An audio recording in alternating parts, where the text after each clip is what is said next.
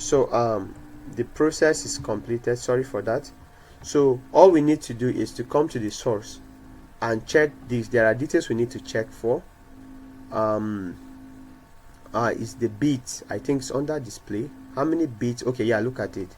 We have the type, pixel type is unassigned integer, and then the pixel depth is 8 bits. So we need that information, unassigned integer and 8 bits. So what do you do here? You have to impute rasters. All these images are rasters. So I will click on A, hold my shift and click on B, then I'll drag this into this window. I've loaded that. Then output location, where do I want this image to be? I can click a preferred location.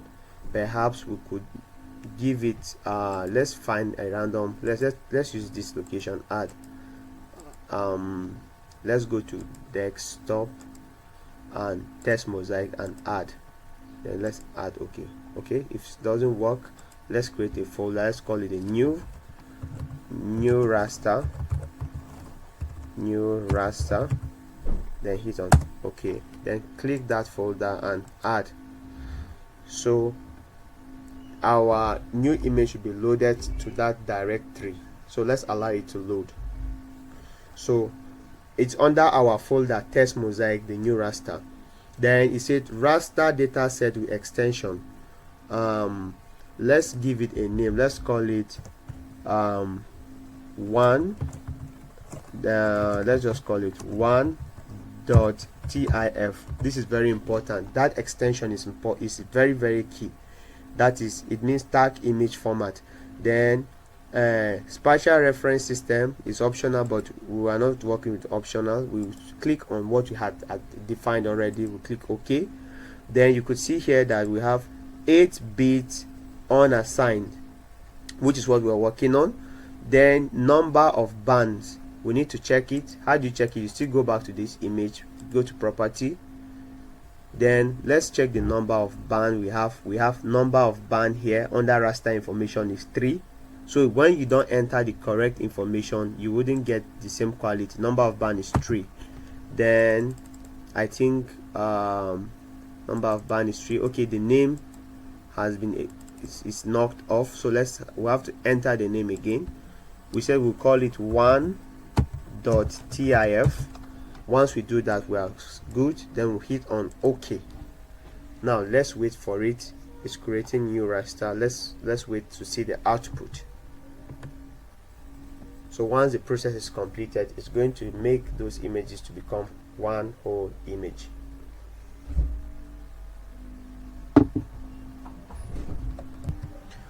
So it depends on the size of your rasters. The more images you have, the much time it takes for it to actually create that. So I will just pause this for the sake of time. Once the process is completed, we'll come back, and don't forget that you see it's still processing. Thank you. Okay, guys, so I believe the process has been completed. So now this, let me uncheck this to quickly illustrate this. Now this overlap, remember I told you that we always have this overlap. This overlap is due to the fact that the image is actually extracted from a 3D object, so it's still fine. We're on track, and this is now our unified raster image. Now when you hover around, and you could see our image now has been tailored to 1. We now have one image now, and this image is super clear. You could imagine that you downloaded this image as a go, you wouldn't have this quality. So you can go ahead and begin your digitization. Remember that this overlap we had is from the errors of saving the image into this place, but it's normal with this process. So the beauty about it is that we can now have high resolution image from Google Earth Pro directly into ArcGis, which serve as a very, very indisposable and important process that we need in our designs. So I will keep this short. So these other ones, they are the single ones that we georeference now. So you should remember that this image which is 1 is actually a georeference image. So you can go ahead and start exploring your work. You can now start creating shape files to now make digitize the road network, the buildings, the trees, or whatsoever area, before you now engage in your urban analysis for whatsoever study you want to engage yourself with. So thank you very much for having me to complete, and having you as well to watch through this series.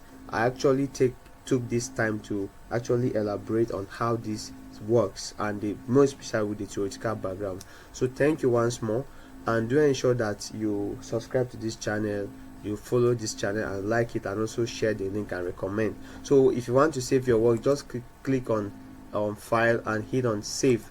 You could give it whatever name you want. If not, the entire process will be, let's just call it Jos, because it's a Jos city in Nigeria. So you can just have Jos city, you hit on save, and there you have it. So before I go, let me quickly give us something. Let me just show something. Let me show something. If I go to this test mosaic, you could see that this image is A has about 3 extensions, .jg, just JGWX and whatsoever. These are actually the image, these are actually extension for the georeference rasters. So you shouldn't distort this or change the position. If not, it will affect. Just leave it the way it is.